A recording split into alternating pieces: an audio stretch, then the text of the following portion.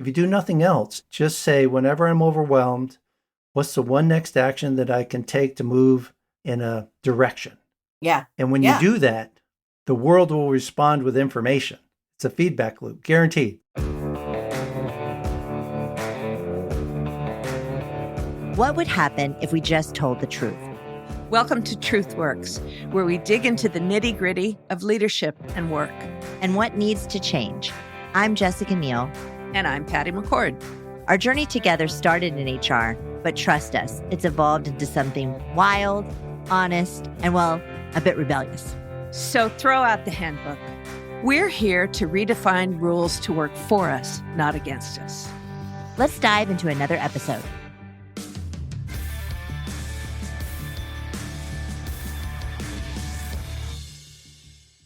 Hi, everyone. Welcome to another episode of Truth Works. I'm Jessica Neal, and Patty's out today because she's got some personal stuff going on. But I'm joined by a friend of mine, Mike Williams, who I met, I don't even know how many years ago. We'll just say a while ago. I met you a while ago, and we were on a board together of a company called Association for Talent Development.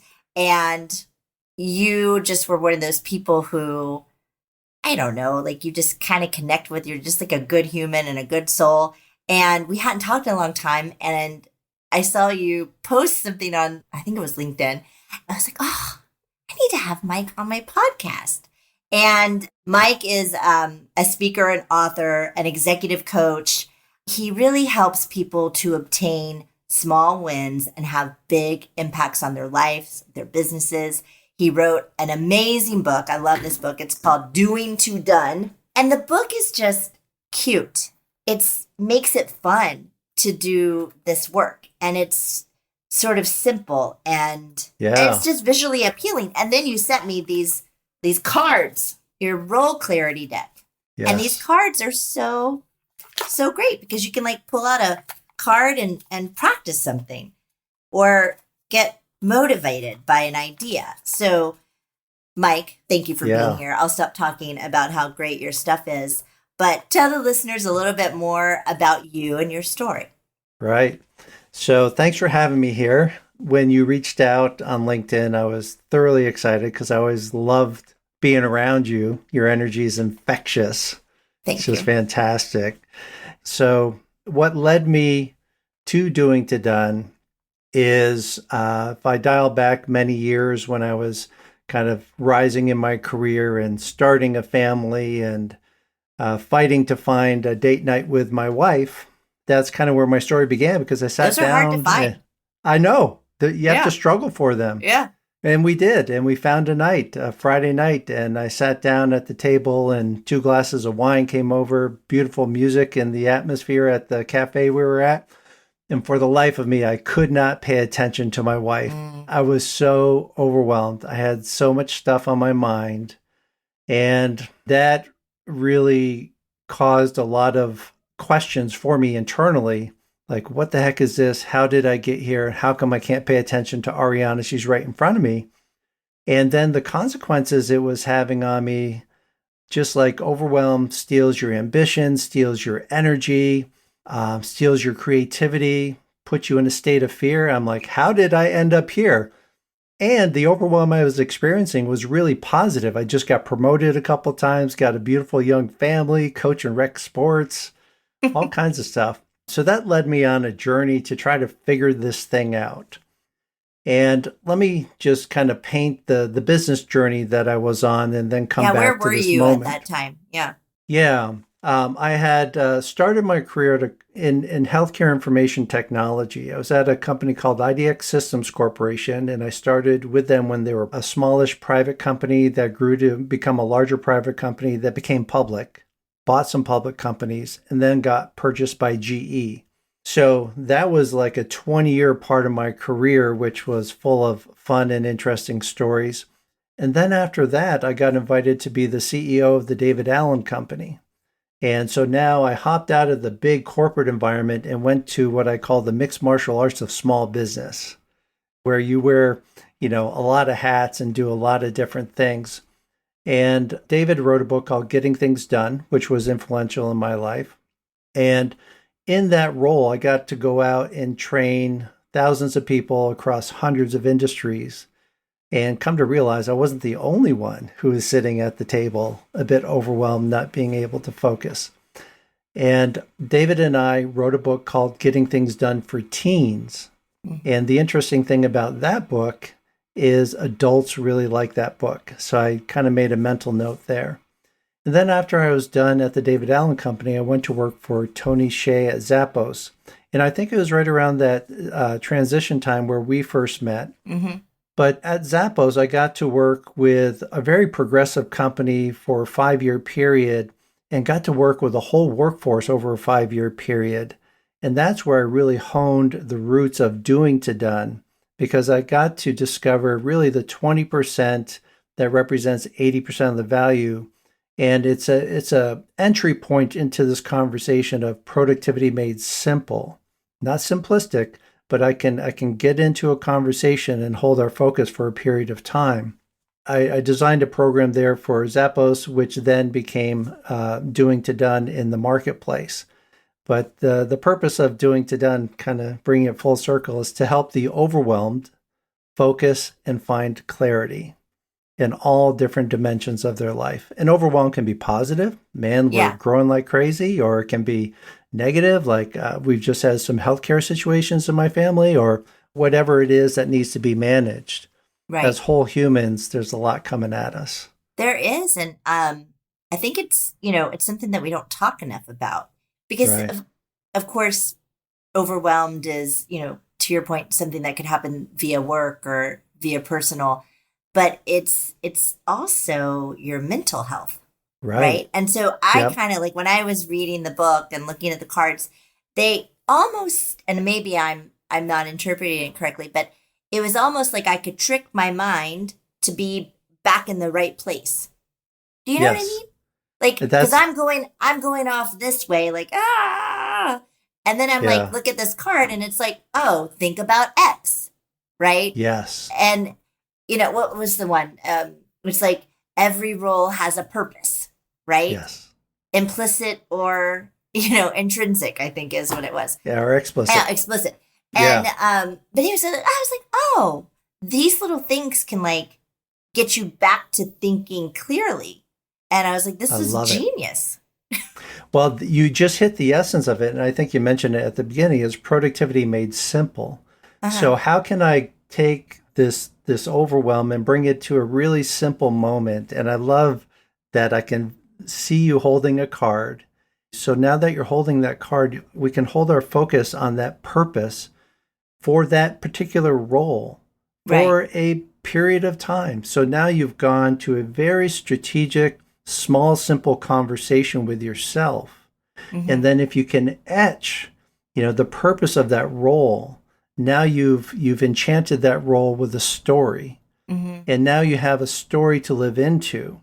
And then as you move through life and you have to make yes and no calls on things, now you have something to ground that answer against, if you will, or to help you ultimately answer the question, do I feel appropriately engaged in all these different roles? Mm-hmm. I think one of your podcast guests actually called it sway. How do I sway between these roles? Joanne Lublin. And that's a beautiful way to frame it. Yeah. Joanne. She's got exactly right, because at any week or any particular moment, you have your current reality.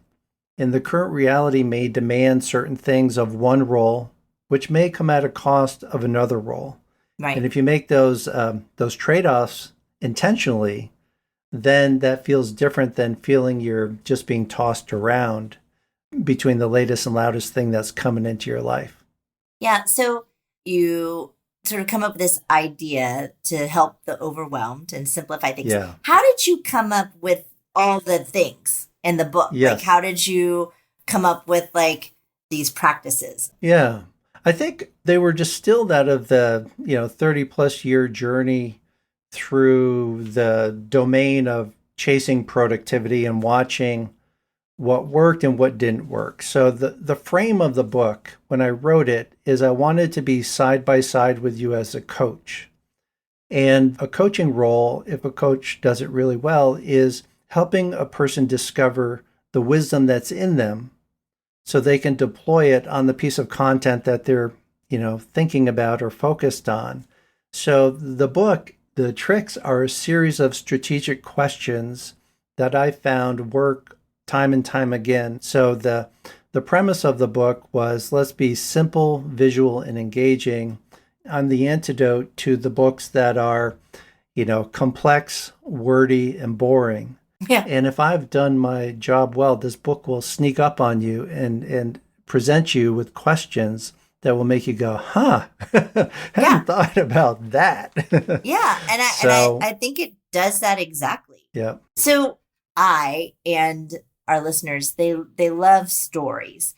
Tell us a few stories about people that inspired you to write this book, and like, what were they struggling with and why, and what were the practical things that you gave them to manage through?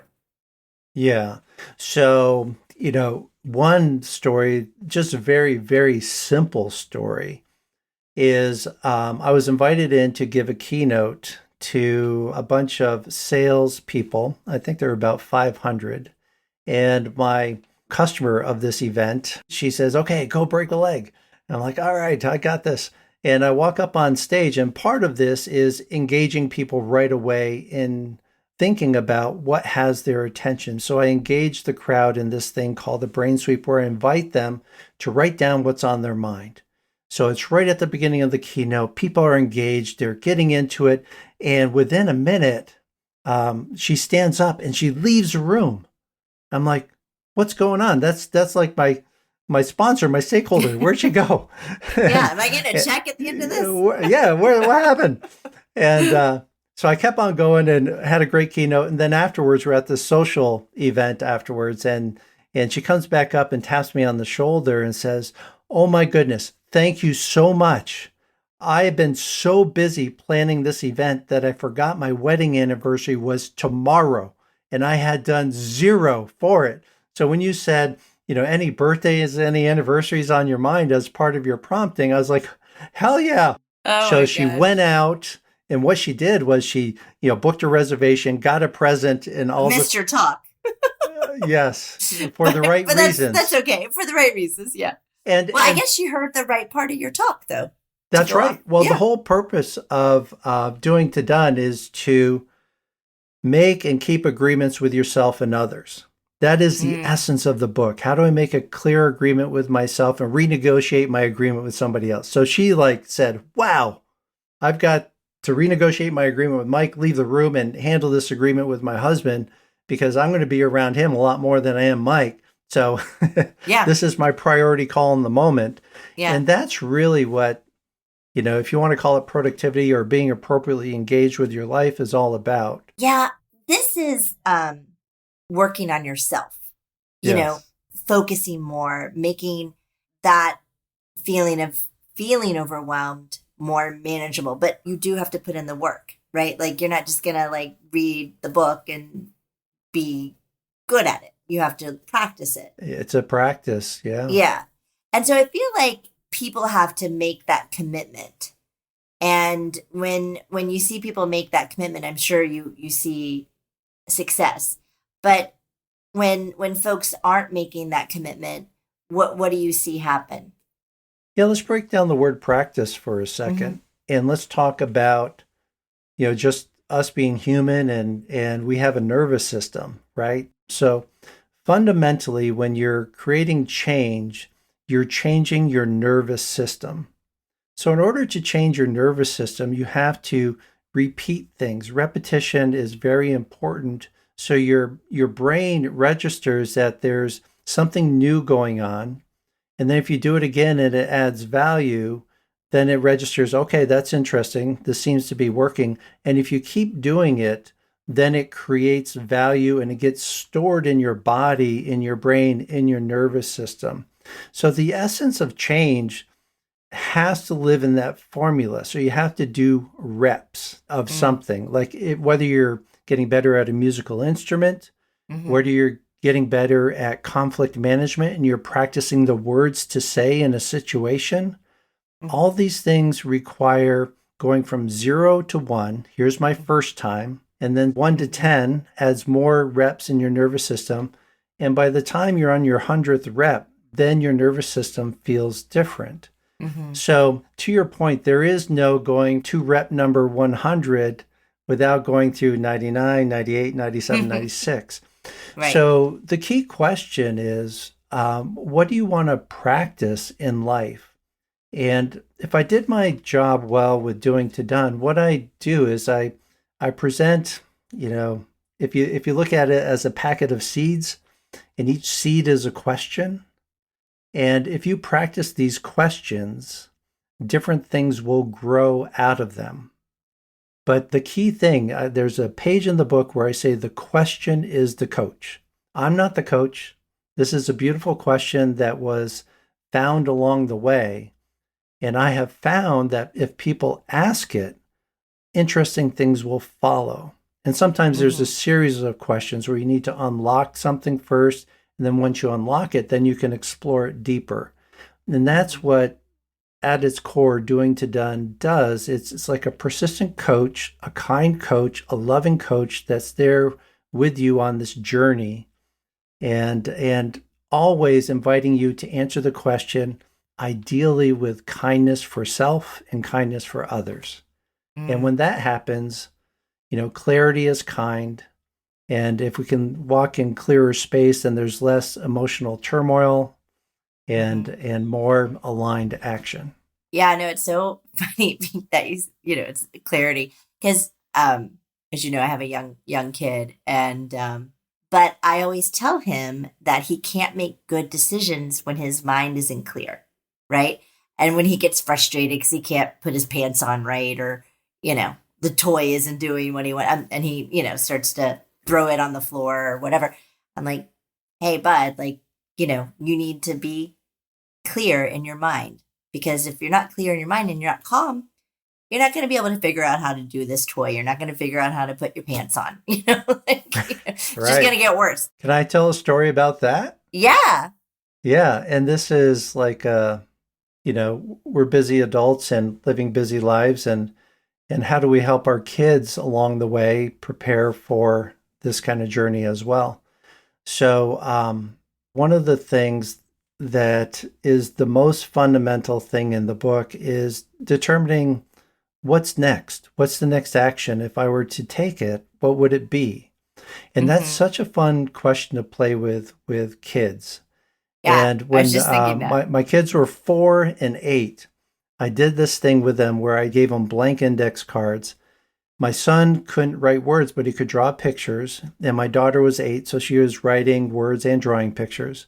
So I asked them, what do you want to have true by the end of the summer? So this was the beginning of summer vacation.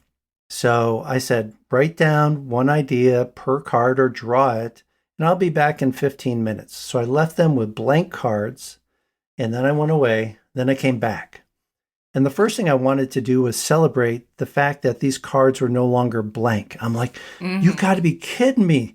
This stuff all came out of your imagination? You thought it all up on your own? You have to be kidding me. This is such a wonderful thing. So beautiful. And then we took the cards, and I had a big cork board in the basement, and I had a line down the middle. And we put the set of cards on one side of the line and just said our goal is to see how many cards we can get over the line by the end of the summer. Huh. And then when we'd pick up a card, I just became the next action, vehicle that they rode. So when they said, I want to go visit Anna, and I'm like, cool, what's the next thing we need to do? And she said, call her? Okay, yeah. Let's call her. All right, now what's the next action? I love that. We need to drive over there. Okay, I'll drive you. Now what's the next action? Need to get out of the car. Yeah, all right, go have fun. So we made it into this, if I can make it up, I can make it happen. And this is planting seeds of the value of being able to say, man, if I can just think of one next action, I can create momentum. I love and that is the persistent first principle item in the book. If you do nothing else in the book, just say, whenever I'm overwhelmed, what's the one next action that I can take to move in a direction. Yeah. And when you Yeah. do that, the world will respond with information. It's a feedback loop, guaranteed. Something will Right. happen. And then you can use it. Right. Before you got into this story, I was going to ask you what your favorite question was, but I feel like this might be your favorite question in the book. Or do you have another favorite one? There's two. The They're preceding like your question. babies. So how do you Yeah. pick? Yeah. This is the one that picks all the locks, which is what's on your mind. Let's spend 5 minutes writing it down, and we get a small batch of stuff. So what happened there is I used your nervous system to take what it registered in its brain as something that has your attention with such a simple question. And it's always a product of your current reality based on the context that you're living in, i.e., all those roles we were talking about. Right. So this piece of stuff falls out of your head, and then we decode, we download it, then we decode it with what's the one next action. So we move it from chaos to clarity with that one question. And then the rest of the book really just explains the origin story of why this stuff exists in your life. And based on the kind of stuff it is, what do we need to do with it to handle it appropriately? So what's on your mind and what's the next action? That's how I pick the locks. Okay, let's shift a little bit because I want to talk a little bit about your experience, not just coaching individuals, but coaching companies. And we talk a lot about on Truth Works about leadership and when you don't have the right leadership or when you have an organization that's not operating at a level that allows for innovation or risk taking or, mistakes, quite frankly, right? In your experience, you've been CEO, you've been in other roles at companies where you're working closely with like founding CEO at Zappos, right? Like, where do you see leaders impacting on this dimension of having clarity and operating at a high level? Like you're saying, like how much of an impact can this have for an organization, not just for an individual as a whole? Yes, tremendous impact. If I were to break it down, there's kind of 3 levels of coordination that take place. Very simply put, coordinating with yourself, so being clear as an individual. The second level is coordinating with a partner, so having a clear agreement with a partner, whether it's a personal partner or a business partner. And the third level of coordination is coordinating with 3 or more people. So that could be a team, that could be a division, that could be a company. And the center of those Venn diagrams, particularly with 3 or more people, right there lives shared language, shared tools, and shared practices. Those are the fundamental building blocks of culture. So with Doing to Done, we're an app that you run on your cultural operating system to help create shared language, tools, and practices for making agreements with yourself and making agreements with others. If I say I'm going to take this action, the counterpoint to that is you have a waiting for on your side of the equation to say, I'm waiting for Mike to get back to me with that agreement that he made. So if you get a culture talking that way, then it removes a lot of ambiguity and creates a culture of kind accountability, right? And the ability to renegotiate agreements because you had a shift in something next week. Maybe we need to renegotiate this agreement if possible. Sometimes it's not possible. And then you have to live within that beautiful constraint that you agreed to deliver the best thing that you can deliver. So what I witnessed at Zappos, particularly with Tony Hsieh, was he was a big proponent of helping people move from overwhelm to clarity. And as you make that jump between there, you'll uncover a lot of stories that you're telling yourself as well, depending on what level you are in the organization. But basically just a very human element there is just know that we live in stories, past stories that are informing our current decisions. So part of this journey is having a leader that creates the space for this transition to happen within an individual, within a team, and then within an organization. Another great example is a sunglass company called Goodr, Goodr. And Stephen Lees, from the beginning of their company, built in doing to done as part of their core operating system. So what that created was shared language, tools, and practices that just made that the foundation, the base Lego board. And then he could build on top of that a growth plan rooted in clear communication and accountability for your agreements to the company. And he also creates the conditions for you to pursue your own personal mastery projects as well. So it helps the whole human show up at work, and it helps the whole human show up in their roles outside of work. So, they can unabashedly be themselves is their goal. So I think leadership, fundamentally creates the conditions for people to collide and exchange with these ideas, creates the conditions for them to practice alone and practice together. And fundamentally, the third thing is if you can create the conditions for weekly for people to reflect on what happened last week, to recalibrate and reset for next week, that is, part of the core tempo of keeping your commitments. And when you keep your commitments, you increase your leadership currency, which is trust in yourself, others trust in you, that kind of stuff. Trust is so important. Zappos was known for having a really unique culture and way of operating. And Tony was obviously the architect behind that. So what do you think an organization or a leader at a high level, besides reading your book, what do you think that they can start doing for the organization and the company today? Where do you start? Right at the top, what's the purpose of this company? Zappos, to live and deliver wow.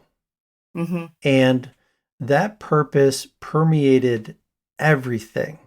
So, Zappos viewed itself as a service company that just happened to sell shoes. So in the service to one another as colleagues, or in the service of helping customers, we were in the service business, and we always wanted to leave the service moment with, wow, I didn't expect that. So at Zappos, did that customer experience produce wow? Did that change to our technology produce wow? Did that partnership with a shoe company, did we wow them with the amount of service that we were providing them and the opportunity that we created together in our partnership? Mm-hmm. So purpose. If you don't have that guiding you at the top, then you don't have something to live into. You don't have that story to live into. And it, the analogy in doing to done is the role clarity map. What's the purpose of every role you have in your life? Same principle. That's great advice. Okay, so let's talk a little bit about what your next book might be. Yes. If I were to write a next book that were different from this book, I think it would be around tempo. Okay, why? In doing to done, I referenced something called work beats. Yeah. And if you think of music beats or your heartbeat, there's a cadence that we have in our lives. And if we can harness the idea of tempo and then start expressing a tune and tone that we want to carry into a space for a period of time, we can really change the energy in ourselves. We can change the energy in a room. And that is simply by really being mindful about these beats that you put in your life and the cadence that you carry over time. So everything that I'm doing now, I don't know if it's a book, but it's definitely reorganizing doing to done into the idea of how can I help people create tempo? How can I help teams create tempo? How can I help businesses create tempo? And the other thing about tempo is that at the end of a period of time, you can build in some review, some reflection, and then resetting for the next part of the journey. And I always come back to how can I help people have more joy and suffer less? So this idea of tempo creates the moments where you can be the best you for a moment. It's not going to be perfect, and it's not going to be Yeah. all the time. But if you have just a glimpse of what it can be, then you have a glimpse of the possibilities that exist within you. And from that seed, a lot of really cool things can grow. That's what I've observed. That's what I help people do. And if I have another book in me, it'd probably be about that. Oh, wow. Well, I want to ask you one final question before we get into career confessions. You got it. Was there a leader in your career that inspired you at this level? Was that part of this, that you had that experience working for someone like that? Yeah, I don't know if it's just one, but there's several people with attributes that I really loved and enjoyed. So I had one leader early in my career. Her name was Dorothy Russo, and she worked with me at IDX, and she was the VP of Organizational Development, and I worked under her. But she was one of the first women executives in the company, a very clear thinker, a very progressive leader, but one who always valued, making clear commitments and following up on those commitments and giving people space to innovate and try and explore and do stuff. So I always remember that. So Dorothy is awesome. And then later on in my career, I would say Tony Hsieh was just a very wonderful, interesting leader to follow and to watch. The way he designed systems to create the conditions for this wonderful culture to exist. I think he saw himself more as a gardener than a leader. And I found that very interesting. So early when I first met Tony, he was like, my vision here is to create the conditions for people to collide and exchange ideas. And once he said that, and once I started working with him, he did it in everything that he did. Like if you went to Zappos, our soda machines were on every other floor and our snack machines were on every other floor. So you had to walk up to get your soda and you might collide and have an exchange with a colleague or something like that. So many collisions were designed into the culture. I love it.